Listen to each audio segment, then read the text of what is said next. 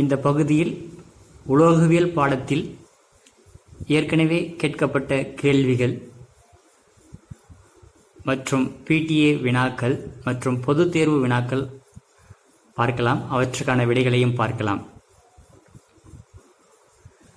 2019 மற்றும் 20, 2020-21 இந்த 2 கல்வியாண்டில் காலாண்டு தேர்வு, அரையாண்டு தேர்வு, திருப்புதல் தேர்வு, மாதாந்திர தேர்வு மற்றும் இடைப்பருவ தேர்வுகள் ஆகியவற்றில் கேட்கப்பட்ட கேள்விகளையும் நாம் இங்கு பார்க்கலாம். அதற்கான விடைகளையும் பார்க்கலாம்.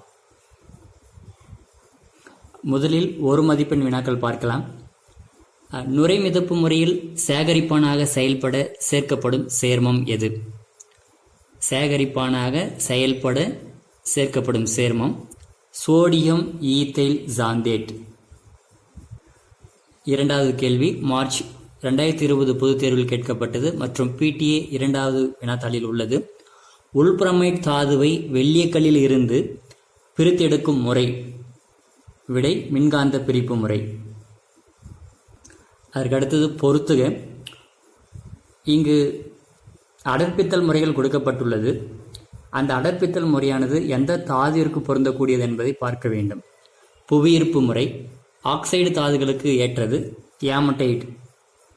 சயனைடு வேதி கழுவுதல் தங்கம். அதற்கடுத்தது கார வேதி கழுவுதல் முறை பாக்சைடு தாதுவிற்கு ஏற்றது. அமில வேதி கழுவுதல் முறை கலினா பிபிஎஸ்க்கு ஏற்றது. அதற்கான விடை இந்த விடை முதல் கொடுக்கப்பட்டிருக்கக்கூடிய விடை 4, 1, 2, 3. நான்காவது கேள்வி ZnOவிலிருந்து துத்தநாகம் பெறப்படும் முறை. ZnOவிலிருந்து துத்தநாகம் ஜிங்க் பெறப்படும் முறை கார்பன் ஒடுக்கம். விடை கார்பன் ஒடுக்கம். ஐந்தாவது கேள்வி, இது ஜூலை 2020 ஒரு ஸ்பெஷல் எக்ஸாம் வச்சுருந்தாங்க. அதில் கேட்கப்பட்ட ஒரு கேள்வி, சில்வர் மற்றும் தங்கம் பிரித்தெடுத்தல் முறையானது சயனைடை கொண்டு கழுவுதலை உள்ளடக்கியது. அதன் பின்னர் டேஸ் முறையில் சில்வர் மேல பெறப்படுகிறது. இதற்கான விடை துத்தநாகத்துடன் உலோக இடப்பெயர்ச்சி. இ ஆன்சர் இ ஆன்சர் துத்தநாகத்துடன் உலோக இடப்பெயர்ச்சி. அதற்கு அடுத்த கேள்வி செப்டம்பர் 2020 கேட்கப்பட்ட கேள்வி, பின்வருவனவற்றுள் தவறான கூற்று எது? பின்வருவனவற்றுள் தவறான கூற்று எது? இதில் நிக்கல் மாண்ட் முறையில் தூய்மையாக்கப்படுகிறது, சரியான கூற்று. டைட்டானியம் வான் ஆர்கர் முறையில் தூய்மைப்படுத்தப்படுகிறது, இதுவும் சரியான கூற்று. ஜிங்க் பிளண்ட் நுரை மிதப்பு முறையில் அடர்ப்பிக்கப்படுகிறது, இதுவும் சரியான கூற்று. அவங்க கேட்கறது தவறான கூற்று தான் கேட்குறாங்க. இப்போ தங்கம் பிரித்தெடுக்கும் உலோகவியலில் நீர்த்த NaCl கரைசலை கொண்டு வேதி கழுவப்படுகிறது, இதுதான் தவறான கூற்று. இங்கே பார்த்தோம்னா சோடியம் சயனைடு தான் வரணும், அதுக்கு பதில் இங்கே சோடியம் குளோரைடு கொடுத்துருக்காங்க. எனவே இது தவறான கூற்று. அதுக்கடுத்து கேள்வி எண் 7, பாக்சைட்டின் இயைபு. இதற்கான சரியான விடை Al2O3 2H2O. அதுக்கடுத்து 8வது கேள்வி, உலோகவியலில் தாதுக்களை அடர்ப்பிக்க பயன்படும் முறை. உலோகவியலில் தாதுக்களை அடர்ப்பிக்க பயன்படும் முறை 3 கொடுத்துருக்காங்க.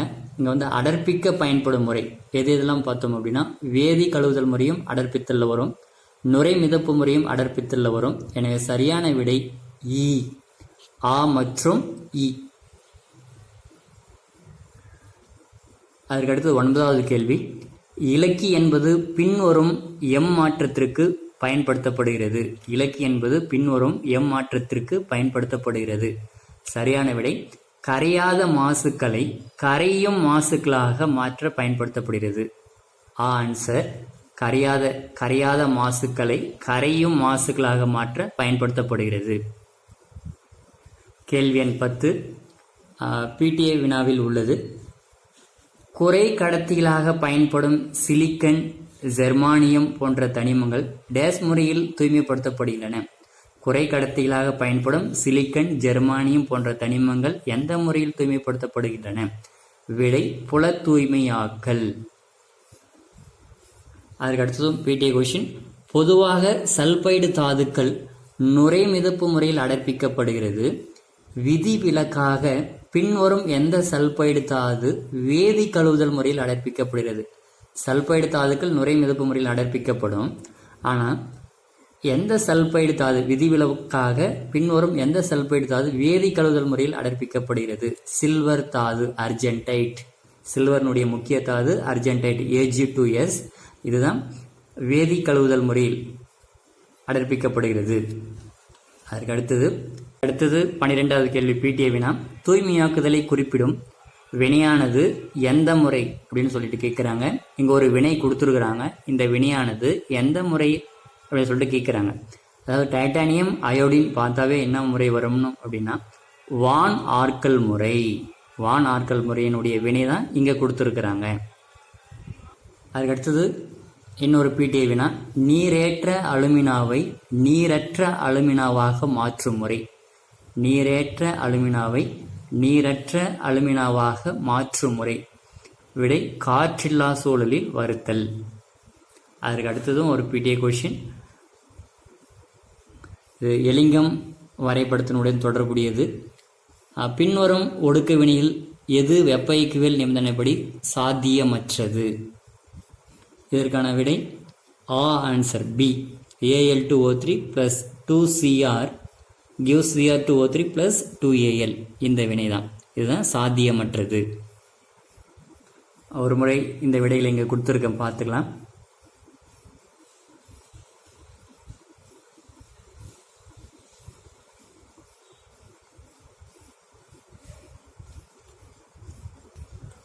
பொதுவாக இந்த ஒரு மதிப்பெண் வினாக்களை பார்த்தால் எல்லாமே புத்தகத்தில் பாடப்பகுதியின் பின் கொடுக்கப்பட்டுள்ள வினாக்கள் தான் கேட்டிருக்காங்க. எனவே மாணவர்கள் இந்த புக் பேக் கொஷின் 1 மார்க் நன்றாக தெளிவாக படித்து வைத்துக் கொள்ள வேண்டும். அதற்கு அடுத்ததாக 2 மதிப்பெண், 3 மதிப்பெண் மற்றும் 5 மதிப்பெண் வினாக்களை பார்க்கலாம். இந்த கேள்விகளை பார்க்கும் பொழுது இந்த பாடத்தில் எது போன்ற வினாக்கள் கேட்கப்படுகின்றன, அதாவது அந்த வினாவினுடைய வகை எப்படி இருக்குது என்பதை நாம் தெரிந்து கொள்ளலாம். முதலில் நான் வினாக்களை மட்டும் கொடுக்கிறேன். இதை அடுத்து தொடர்ந்து விடைகளையும் நாம் பார்க்கலாம்.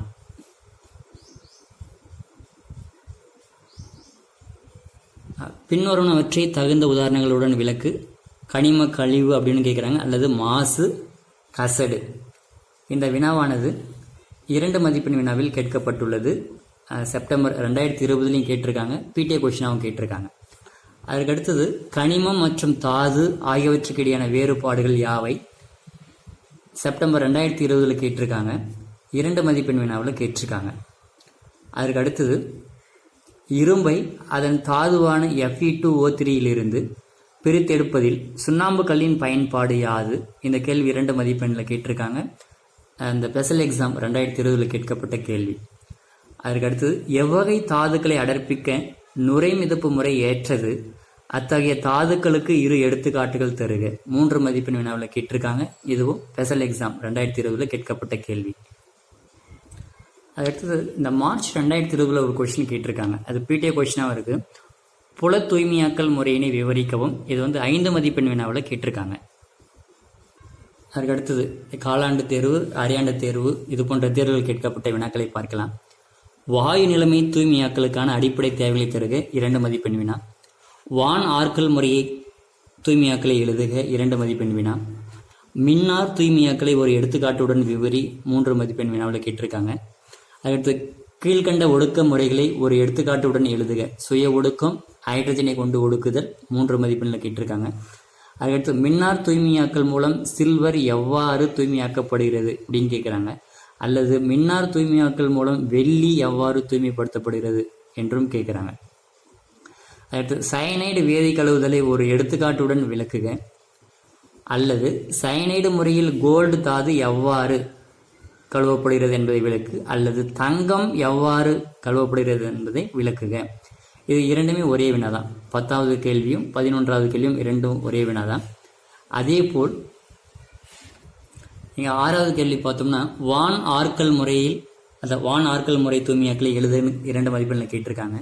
அதே மாதிரி இன்னொரு முறை எப்படி கேட்டிருக்காங்கன்னா வான் ஆர்கல் முறைப்படி டைட்டானியம் தூய்மையாக்கலை விவரி. 3 மதிப்பெண்ணில் கேட்டிருக்காங்க. அப்போ இந்த 6வது கேள்வியும் இங்கே இருக்கக்கூடிய 13வது கேள்வியும் 2ம் ஒன்று தான். அதுக்கடுத்தது எத்தகைய உலோக ஆக்சைடுகளை கார்பன் கொண்டு ஒடுக்க இயலும். எத்தகைய உலோக ஆக்சைடுகளை கார்பன் கொண்டு ஒடுக்க இயலும். 13வது கேள்வி ஏற்கனவே பார்த்துட்டோம். 14வது கேள்வி, பின்வரும் செயல்முறைகளில் கொடுக்கப்பட்டுள்ளவற்றின் பயன்பாட்டினை விவரி. அலுமினியம் பிரித்தெடுத்தலில் கிரையோலைட் மற்றும் ஜிர்கோனியத்தினை மீ தூய்மையாக்கலில் அயோடின் இவற்றினுடைய பயன்பாட்டினை விவரிக்க சொல்றாங்க. அதற்கு அடுத்தது நுரை மிதப்பு முறையில் குறைக்கும் காரணியின் பங்கை எடுத்துக்காட்டுடன் விளக்குக. அதுக்கடுத்து நிக்கல் எவ்வாறு மாண்டு முறையில் தூய்மையாக்கப்படுகிறது. அதுக்கடுத்தது தூய உலோகங்களை அவைகளின் தாதுக்களிலிருந்து பிரித்தெடுக்கும் பல்வேறு படிநிலைகள் யாவை. இது 2 மதிப்பெண்ணில் கேட்டிருக்காங்க. அதற்கு அடுத்தது நுரை மிதப்பு முறையினை விளக்குக. 3 மதிப்பெண்ணில் கேட்டிருக்காங்க. அதுக்கடுத்து நுரை மிதப்பு முறையில் பயன்படும் குறைக்கும் காரணி மற்றும் சேகரிப்பானின் பெயரினை எழுது. அதில் எது குறைக்கும் காரணி பெயர் மட்டும் எழுதினா போதும், சேகரிப்பான் எது என்று பெயர் மட்டும் எழுதினா போதும். ஒவ்வொரு மதிப்பெண்கள். அடுத்து புல தூய்மையாக்கல் முறை விவரிக்கவும். அது முதலே சொல்லிட்டோம். மார்ச் 2020 5 மதிப்பெண் வினாவில் கேட்கப்பட்டது. அதற்கு அடுத்தது பிடிஏ வினாவில் இருக்கக்கூடிய கொஷின் பார்க்கலாம். நுரை மிதப்பு முறையின் தத்துவத்தை விளக்குக. அதுக்கடுத்து காப்பர் பைரைட்டிலிருந்து காப்பரை பிரித்தெடுக்கும் முறையை விளக்குக. அடுத்து வரையறு வறுத்தல், காற்றில்லா சூழலில் வறுத்தல். அதற்கு அடுத்தது 24வது கேள்வியாக அலுமினிய தூளால் Cr2O3 ஆனது Cr ஆக எவ்வாறு ஒடுக்கப்படுகிறது அல்லது அலுமினோ வெப்ப ஒடுக்குமுறை. இதற்கு இன்னொரு பேர் என்ன சொல்றேன்னா அலுமினோ வெப்ப ஒடுக்குமுறை. இதை விளக்கம் கொடுக்கணும். இப்பொழுது இந்த கேள்விகளுக்கெல்லாம் விடைகள் தேவை என்று நினைப்பவங்க இந்த வீடியோவை அப்படியே தொடர்ந்து பார்த்துட்டு வாங்க. அதற்கான விடைகளையும் அப்படியே பார்த்துட்டு வரலாம். முதல் கேள்வி, பின்வருவனவற்றை தகுந்த உதாரணங்களுடன் விளக்குக. கனிம கழிவு அல்லது மாசு, இன்னொன்று கசடு. பார்க்கலாம் இதற்கான விடை. கனிம கழிவு என்பது தாதுக்களுடன் உலோக தன்மையற்ற மாசுக்கள், பாறை பொருட்கள் மற்றும் மண் மாசுக்கள் போன்றவை இரண்டர கலந்து காணப்படும். இத்தகைய மாசுக்கள் அனைத்தும் சேர்த்து கனிம கழிவு எனப்படும். அடுத்து கசடு என்பது கனிம கழிவுடன் இலக்கி சேர்ந்து உருகாத மாசுக்களை எளிதில் உருகும் கழிவுகளாக மாற்றும். இந்த கழிவுகள் கசடு எனப்படும். இதை ஒரு வினியாவும் எழுதலாம். நீங்கள் இலக்கி ப்ளஸ் கனிம கழிவு கியூஸ் கனிம கசடு இது மாதிரி எழுதுனா உங்களுக்கு மதிப்பெண் கொடுப்பாங்க. இங்கே நான் எடுத்துக்காட்டு கொடுத்துருக்கேன். அவங்க எடுத்துக்காட்டு கேட்கல, எடுத்துக்காட்டு கொடுத்துருக்கேன். ஏன்னா இதை மட்டும் தனியாகவும் ஒரு 3 மதிப்பெண் வினாவில் கேட்டாங்கன்னா தேவைப்படும். அதற்காக இங்கே கொடுத்துருக்கேன். அதுக்கடுத்து 2வது கேள்வி, கனிமம் மற்றும் தாது வேறுபாடுகள். இது கனிமம் அதற்கான வரையறை, தாது அதற்கான வரையறை முதல் பாயிண்டாக கொடுத்துருக்கோங்க. கனிமம் என்பது இயற்கையில் காணப்படும் அகழ்ந்து எடுக்கப்பட்ட ஒரு பொருளானது ஒரு உலோகத்தை அதன் தனித்த நிலையிலோ அல்லது அதன் ஆக்சைடு, சல்பைடு போன்ற சேர்ம நிலைகளிலோ கொண்டிருப்பின் அந்த பொருள் கனிமம் எனப்படும்.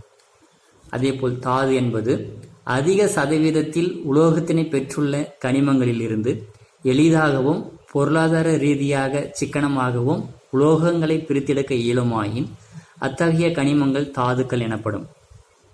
அதுக்கடுத்தது அனைத்து கனிமங்களும் தாதுக்கள் அல்ல.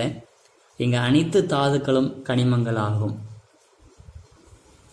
3வது கேள்வி, இரும்பை அதன் தாதுவான Fe2O3 இருந்து பிரித்தெடுப்பதில் சுண்ணாம்பு கல்லின் பயன்பாடு.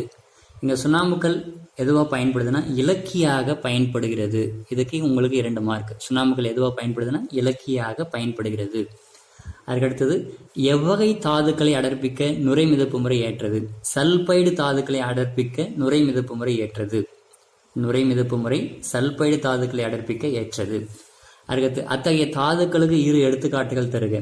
ஒன்று கலீனா, மற்றொன்று ஜிங்க் பிளண்ட். வாயு நிலைமை தூய்மையாக்கலுக்கான அடிப்படை தேவைகள் என்ன.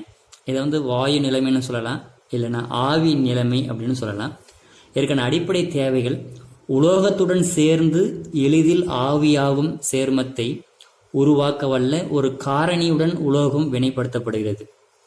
பின் எளிதில் ஆவியாகும் சேர்மத்தை சிதைவடைய செய்து தூய உலோகம் பெறப்படுகிறது. அதற்கு அடுத்த கேள்வி, வான் ஆர்க்கல் முறையில் அந்த வான் ஆர்க்கல் முறை தூய்மையாக்கலை விவரி.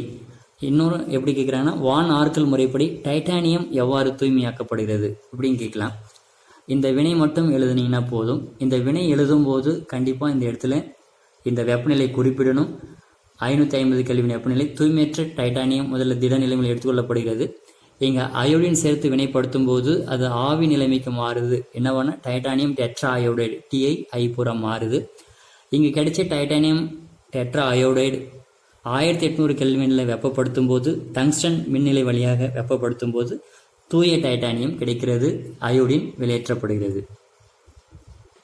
அதுக்கடுத்தது மின்னார் தூய்மையாக்கல் மூலம் சில்வர் எவ்வாறு தூய்மையாக்கப்படுகிறது? சில்வர்னு கொடுத்துருக்காங்க சில கொஷினில், சில கொஷின் வெள்ளின்னு கொடுத்துருக்காங்க. இன்னொன்று பார்த்தீங்கன்னா மின்னார் தூய்மையாக்கலை ஒரு எடுத்துக்காட்டுடன் விவரி. இவை இரண்டுக்கும் ஒன்று ஆன்சர். சில்வர் மின்னார் தூய்மையாக்கல் இங்கே எடுத்துக்காட்டு.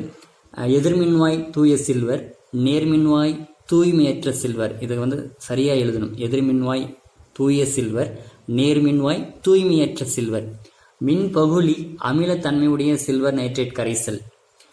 இங்கே இந்த மின்வாய் வழியாக மின்சாரத்தை செலுத்தும் போது நேர்மின்வாயில் என்ன வினை நிகழ்கிறது? அங்கே இருக்கக்கூடிய அந்த மாசடைந்த சில்வர் ஆனது எலக்ட்ரான்களை கரைசலில் வெளிவிட்டு Ag+ மாற்றமடைகிறது. எதிர்மின்வாயில் தூய சில்வரானது அங்கே எலக்ட்ரானை ஏற்று தூய சில்வராக படுகிறது. அதுக்கடுத்த கொஸ்டின் சுய ஒடுக்கம். சில தாதுக்களை சாதாரணமாக வறுக்கும் போது அவைகள் பண்படா உலோகத்தை தருகின்றன. இத்தகைய நேர்வுகளில் தனியே ஒடுக்கும் காரணி தேவையில்லை. ஒரு சில கொஸ்டின் கேட்டிருக்காங்க. எப்படி கேட்டிருக்காங்கன்னா சுய ஒடுக்கத்தில் தனியாக ஒடுக்கும் காரணி தேவையில்லை ஏன் என்று கேட்டிருக்காங்க. ஏன் அப்படின்னு பார்த்தோம் அப்படின்னா சில தாதுக்களை சாதாரணமாக வறுக்கும் போது அவைகள் பண்படா உலோகத்தை தருகின்றன. எனவே இத்தகைய நேர்வுகளில் தனியாக ஒடுக்கும் காரணி தேவையில்லை என்று எழுத வேண்டும். எடுத்துக்காட்டு எளிமையான எடுத்துக்காட்டு தான். இங்கே AgS + O2 இங்கே HgS + O2 gives Hg மெர்க்குரியா மாறுது + SO2 வெளியேற்றப்படுகிறது. அதுக்கு அடுத்தது ஹைட்ரஜனை கொண்டு ஒடுக்குதல். அதாவது இது 8வது கேள்வியில் 2வது கேள்வி. ஹைட்ரஜனை கொண்டு ஒடுக்குதல். ஹைட்ரஜனை காட்டிலும் குறைவான எலக்ட்ரோ நேர்மின் தன்மை உடைய உலோக ஆக்சைடுகளுக்கு இம்முறை பயன்படுகிறது. எடுத்துக்காட்டாக Ag2O இங்கே சில்வர் பிரித்தெடுத்தலில் பயன்படுகிறது +H2. இங்கே Ag தனியாக ஒடுக்கமடைகிறது, H2O வெளியேற்றப்படுகிறது. இங்கே இருக்கக்கூடிய H2 இந்த H2O வெளியேற்றப்படுகிறது. அதுக்கடுத்தது சயனைடு வேதி கழுவுதல் முறை அல்லது சயனைடு முறையில் கோல்டு எவ்வாறு வேதி கழுவப்படுகிறது? இந்த கேள்வி கேட்குறாங்க. இதில் இந்த 2 வினைகள் மட்டும் எழுதினாவே நீங்கள் போதுமானது. இந்த 2 வினைகள் தவறில்லாமல் முழுமையாக எழுதினால் போதுமானது.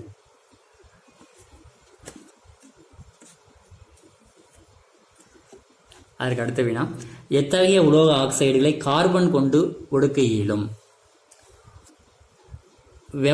ஒடுக்க வெப்பநிலையில் கார்பனுடன் சேர்ந்து உலோக கார்பைடுகளை உருவாக்காத உலோகங்களுக்கு பயன்படுத்தப்படுகிறது. எந்த முறை? கார்பன் கொண்டு ஒடுக்கும் முறை. எடுத்துக்காட்டு ZnO + C. இங்கே தூய Zn கிடைக்கிறது +CO கார்பன் மோனாக்சைடு வெளியேற்றப்படுகிறது. அதுக்கடுத்தது அலுமினியம் பிரித்தெடுத்தலில் கிரியோலைட்டின் பயன்பாடு. இங்கே கிரியோலைட் மின்பகுளியாக பயன்படுகிறது. அதுக்கடுத்தது ஜிர்கோனியம் மீ தூய்மையாக்கலில் அயோடினின் பயன்பாடு. வான் ஆர்கல் முறை. ஜிர்கோனியம் மீ தூய்மையாக்கலில் அயோடினின் பயன்பாடு. அங்கே அயோடின் எதுவாக பயன்படுதுன்னா ஜிர்கோனியத்தில் உள்ள மாசுக்கள் வினை புரியாமல் இருக்க அயோடின் பயன்படுகிறது. ஜிர்கோனியத்தில் உள்ள மாசுக்கள் வினை புரியாமல் இருக்க அயோடின் பயன்படுகிறது. அதாவது மாசுக்கள் அயோடினுடன் வினை புரியாததால் அப்படியே தங்குகின்றன. அதுக்கடுத்தது நுரை மிதப்பு முறையில் குறைக்கும் காரணியின் பங்கு. பிரித்தெடுக்க விரும்பும் ஒரு உலோகத்தின் சல்பைடு தாதுவானது மற்ற பிற உலோக சல்பைடுகளை மாசுகளாக கொண்டிருப்பின் சோடியம் சயனைடு, சோடியம் கார்பனேட் போன்ற குறைக்கும் காரணிகள் பயன்படுத்தப்படுகின்றன. நீங்கள் இதற்கு விடை எழுதும்போது இங்கிருந்து எழுதினாவே போதுமானது. அதாவது மற்ற பிற உலோக சல்பைடுகள் எண்ணெயில் நனைந்து நுரைத்து வருவதை தடுக்கின்றன. அதனுடைய பங்கு தான் கேட்குறேன், குறைக்கும் காரனுடைய பங்கு. நீங்கள் விடை எழுதும்போது இங்கிருந்து எழுதினா போதுமானது. இங்கே மேலும் புரிஞ்சிக்கிறதுக்காக இந்த பேராகிராஃப் கொடுத்துருக்கேன். மற்ற பிற உலோக சல்பைடுகள் எண்ணெயில் நனைந்து நுரைத்து வருவதை தடுக்கின்றன. எடுத்துக்காட்டு கலினா தூய்மைப்படுத்தப்பட வேண்டும். அந்த கலினாவில் ZnS ஜிங்க் பிளண்ட்டும் இருக்குது. இதுவும் சல்பைடு தாது, இதுவும் சல்பைடு தாது. ஒன்று மட்டும்தான் வேணும். அதனால் இங்கே குறைக்கும் காரணியாக சோடியம் சயனைடு சேர்க்கப்படுகிறது. அப்படி சேர்க்கப்படும் போது Na2ZnCN4 என்ற அணைவு சேர்மத்தை ஜிங்க் சல்பைடின் புறப்பரப்பில் ஏற்படுத்துவதால் அதன் நுரைக்கும் தன்மை குறைக்கப்படுகிறது. அப்போது இங்கே ஜிங்க் சல்பைடு அந்த நுரையில் ஒட்டி கொள்ளாது. கலீனா மட்டும் அந்த நுரை மிதப்பு முறையில் ஒட்டி கொள்ளும். அதிலிருந்து தனியாக பிரித்து எடுக்கப்படும். அதற்கு அடுத்ததாக நிக்கல் மாண்டு முறையில் தூய்மையாக்கல். இந்த வினை மட்டும் எழுதினா போதுமானது. இந்த வினை எழுதும்போது கண்டிப்பாக இந்த வெப்பநிலை எழுத வேண்டும். அதற்கடுத்தது தூய உலோகங்களை அதன் தாதுக்களிலிருந்து பிரித்தெடுத்தலில் உள்ள பல்வேறு படிநிலைகள். என்னென்ன படிநிலைகள்? தாதுக்களை அடர்ப்பித்தல், பண்படா உலோகத்தை பிரித்தெடுத்தல், பண்படா உலோகத்தை தூய்மையாக்கல். அதற்கு அடுத்தது நுரை மிதப்பு முறையில் பயன்படும் குறைக்கும் காரணியின் பெயர் என்ன? நுரை மிதப்பு முறையில் குறைக்கும் காரணிகள் 2 பயன்படுத்தப்படுகிறது. சோடியம் சயனைடு அல்லது சோடியம் கார்பனேட். சேகரிப்பானாக பயன்படும் சேர்மத்தின் பெயர் சோடியம் ஈத்தைல் சாந்தேட். அதற்கடுத்தது நுரை மிதப்பு முறையின் தத்துவம். கனிம கழிவு துகள்கள் நீரில் நனையக்கூடியவை. இங்கே இருக்கக்கூடிய மாசுக்கள் என்னென்னா நீரில் நனையக்கூடியவை. உலோக தாதுக்கள், அதாவது உலோக தாது துகள்கள் எண்ணெயில் அதிக அளவில் நனையக்கூடியவை. இந்த தத்துவம் தான் பயன்படுத்தப்படுகிறது. கனிம கழிவு துகள்கள் நீரில் நனையும். உலோக தாது துகள்கள் எண்ணெயில் அதிக அளவில் நனைவதால் அவைகளை கனிம கழிவுகளிலிருந்து பிரித்தெடுக்க இயலும். அதுக்கு அடுத்தது நுரை மிதப்பு முறையை விளக்குக. இங்கே நான் விடை கொடுக்கல, புத்தகத்தில் இருக்கிறத படிச்சுக்கலாம். பக்கம் எண் 4, பக்கம் 4 கொடுத்துருக்காங்க. இதற்கான விடைகள் எழுதும்போது இந்த முறையானது எதற்கு ஏற்றது என்பதை எழுதுங்க. இந்த முறையானது சல்பைடு தாதுக்களை அடர்ப்பிக்க பயன்படக்கூடிய முறை. இதை கண்டிப்பாக எழுதணும். அதுக்கு அடுத்தது அதுக்கான எடுத்துக்காட்டு கலீனா, ஜிங்க் பிளண்ட் என்பதை எடுத்துக்காட்டாக கொடுங்க. அதுக்கு அடுத்தது இதற்கான விடை எழுதும்போது இந்த இடத்துல நுரை உருவாக்கும் காரணிகள் யார் யாருன்னு கண்டிப்பாக குறிப்பிடணும். பைன் எண்ணெய், யூக்கலிப்டஸ் எண்ணெய். அதுக்கு அடுத்ததாக சேகரிப்பானாக செயல்படும் சேர்மம் எதுன்னு கண்டிப்பாக குறிப்பிடணும். Sodium ethyl xanthate. இந்த பேராகிராஃப் முழுவதுமாக எழுதுங்க. அதற்கடுத்தது புல தூய்மையாக்கல் முறை மிகவும் முக்கியமானது. மார்ச் 2020 5 மதிப்பெண் வினாவில் கேட்டிருக்காங்க. புத்தகத்தில் பக்கம் எண் 18. அந்த கேள்விக்கான விடை குறிப்பு மார்ச் 2020 எப்படி கொடுத்துருக்காங்கன்றது பார்க்கலாம். புல தூய்மையாக்கல் அந்த முறையை விளக்குக. அதற்கு நீங்கள் விடை எழுதும் போது கண்டிப்பாக பின்ன படிகமாக்கல் முறையை அடிப்படையாக கொண்டது அதை எழுதணும். அதுக்கு 1 மதிப்பெண் கொடுத்துருக்குறாங்க. அதுக்கடுத்து மாசுக்கள் உருகு நிலையில் உள்ள பகுதியில் தங்குகின்றன, அந்த சென்டென்ஸ் வரணும். அதுக்கு 1 மதிப்பெண் கொடுத்துருக்குறாங்க. அதுக்கு அடுத்தது அந்த விளக்கங்களை நீங்கள் சுருக்கமாக கூட எழுதலாம். அதற்கு 2 மதிப்பெண் கொடுத்துருக்குறாங்க. இந்த புல தூய்மையாக்கல் முறையில் தூய்மைப்படுத்தப்படும் உலோகங்கள் யாவை? அது சிலிக்கன் அல்லது ஜெர்மானியம் அல்லது கேலியம் அல்லது குறை கடத்திகள். இது மாதிரி எழுதியிருந்தீங்கன்னா 1 மதிப்பெண். அப்போ இதில் பார்த்தீங்கன்னா உங்களுக்கு 3 மதிப்பெண் எடுப்பது எளிது தான். பின்ன படிகமாக்கல் முறை அடிப்படையாக கொண்டது 1 மதிப்பெண். மாசுக்கள் உருகுநிலையில் உள்ள பகுதியில் தங்குகின்றன, அதற்கு 1 மதிப்பெண். அதுக்கடுத்து உதாரணம் சிலிக்கன் அல்லது ஜெர்மானியம் அல்லது கேலியம், ஏதாவது ஒன்று எழுதியிருந்தாவே உங்களுக்கு 1 மதிப்பெண் கிடைக்கிறது. விளக்கம் கொடுத்துருந்தீங்கன்னா 2 மதிப்பெண்.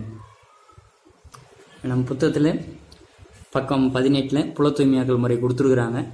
பின்ன படிகமாக்கல் தத்துவத்தை அடிப்படையாக கொண்டது, இதற்கு 1 மதிப்பெண் பார்த்தோம். மாசுக்கள் உருகுநிலை உள்ள பகுதியில் தங்குகின்றன, இதுக்கு 1 மதிப்பெண் பார்த்தோம். அதுக்கடுத்த எடுத்துக்காட்டு ஜெர்மானியம், சிலிக்கன், கேலியம் போன்ற குறை கடத்திகளாக பயன்படும் தனிமங்கள் இம்முறையில் தூய்மைப்படுத்தப்படுகின்றன. ஏதாவது ஒன்று எழுதியிருந்தாலும் 1 மதிப்பெண் பார்த்தோம். நீங்கள் கொடுத்துருக்கக்கூடிய இந்த பேராகிராஃபை நல்லா படிச்சுட்டு நீங்கள் சுருக்கமாக எழுதுனா உங்களுக்கு 2 மதிப்பெண். இப்போ மொத்தம் 5 மதிப்பெண். மிக மிக முக்கியமான கேள்வி. இனி பார்க்கக்கூடிய வினாக்கள் எல்லாமே பிடிஎஃப் புக்கில் கேட்கப்பட்ட வினாக்கள். காப்பர் பைரைட்டிலிருந்து காப்பரை பிரித்து எடுக்கும் முறை, புத்தகம் பக்கம் எண் 9. இங்கே கொடுத்துருக்காங்க பக்கம் 9 காப்பர் பைரைட்டிலிருந்து காப்பரை பிரித்து எடுக்கும் செயல்முறை கொடுத்துருக்காங்க. இதற்கான விடைகள் எழுதும்போது இந்த வினைகள் மட்டும் எழுதினா போதும். இங்கே கொடுத்துருக்கக்கூடிய 3 வினைகள் எழுதிட்டு அதுக்கு அடுத்த பக்கம் 10 இருக்கக்கூடிய இந்த 2 வினாக்களை நீங்கள் எழுத வேண்டும். மொத்தம் மொத்தம் 5 வினைகளை நீங்கள் எழுத வேண்டும். பக்கம் 9 இருக்கக்கூடிய 3 வினைகள், பக்கம் 10 இருக்கக்கூடிய 2 வினைகள், மொத்தம் 5 வினைகளை நீங்கள் எழுத வேண்டும். அதற்கு அடுத்ததாக வறுத்தல். சல்பைடு தாதுக்களை ஆக்சைடுகளாக மாற்ற பயன்படும் முறை, அதற்கான எடுத்துக்காட்டை எழுதணும். அதுக்கு அடுத்தது காற்றில்லா சூழலில் வறுத்தல், அதற்கும் ஒரு எடுத்துக்காட்டை எழுதிட்டு, அடர்ப்பிக்கப்பட்ட தாது வன்மையாக வெப்பப்படுத்தப்படுகிறது, தாது ஆக்சைடுகளாக மாற்றமடைகின்றன. இங்கு நீரேற்றம் பெற்ற ஹைட்ராக்சைடுகளில் காணப்படும் படிக நீரானது ஆவியாக வெளியேறுகிறது. இதன் விளைவாக நுண்துளைகள் காணப்படும் தாது கிடைக்கிறது. அதுக்கு அடுத்தது அலுமினிய தூளால் இந்த குரோமிக் ஆக்சைடு Cr2O3 ஆனது குரோமியமாக எவ்வாறு ஒடுக்கப்படுகிறது, அல்லது அலுமினோ வெப்ப ஒடுக்க முறையை விளக்குக. இந்த அலுமினிய வெப்ப ஒடுக்க முறையில் குரோமிக் ஆக்சைடு ஆனது அலுமினிய தூளுடன் கலக்கப்பட்டு சுட்ட களிமண்ணாலான புடக்கலனில் எடுத்துக்கொள்ளப்படுகிறது. எரியூட்டும் செயல்முறை, அந்த எரியூட்டும் செயல்முறையை துவக்கி வைக்க எரியூட்டு கலவையாக மெக்னீசியம் மற்றும் பேரியம் பெராக்சைடு கலவை பயன்படுத்தப்படுகிறது. இங்கே barium peroxide BaO2 + magnesium gives BaO + MgO. இந்த வினை எழுதணும். இவ்வினையில் அதிக அளவில் வெப்பம் வெளியிடப்படுவதால் அலுமினிய தூளால் ஒடுக்கமடைதல் நிகழ்கிறது. இந்த குரோமிக் ஆக்சைடு ஒடுக்கமடைதல் நிகழ்கிறது. அதற்கான வினை, இந்த குரோமிக் ஆக்சைடு அலுமினிய தூள் இரண்டும் சேர்ந்து இங்கே குரோமியமாக ஒடுக்கமடைகிறது. Al2O3 அலுமினா வெளியேற்றப்படுகிறது. இந்த பாடத்தில் மேலும் படிக்க வேண்டிய வினாக்கள் ஏதாவது உள்ளதா என்று பார்த்தால், காந்த பிரிப்பு முறையை, மின்காந்த பிரிப்பு முறையை விளக்குக. புத்தகத்தில் பக்கம் எண் 6 உள்ளது. அதுக்கடுத்து ஒடுக்கி வீழ்படிவாக்கல் செமெண்டேஷன் புத்தகத்தில் பக்கம் எண் 5 உள்ளது. வேதி கழுவுதல் என்கிற டாப்பிக்கில் இங்கே ஒடுக்கி வீழ்படிவாக்கல் உள்ளது, பக்கம் 5 இருக்கு. இந்த பேராகிராஃப் ஃபுல்லாக நீங்கள் எழுதணும். அதுக்கு அடுத்தது கொப்புள காப்பர் புத்தகத்தில் பக்கம் எண் 10. முதல் பேராகிராஃப் கீழே 2 வினைகள் இருக்குது. அது கீழே இருக்கக்கூடிய இந்த 2 வரிகள் இங்கே படிச்சிடலாம். கொப்புள காப்பர். மாணவர்கள் இந்த புக் பேக்கில் இருக்கக்கூடிய 1 மார்க் கொஷின் நல்லா தெளிவாக படிச்சிங்க. மேக்ஸிமம் எல்லா தேர்வுலையும் அதிலிருந்து தான் கேட்டிருக்காங்க 1 மதிப்பெண் வினா.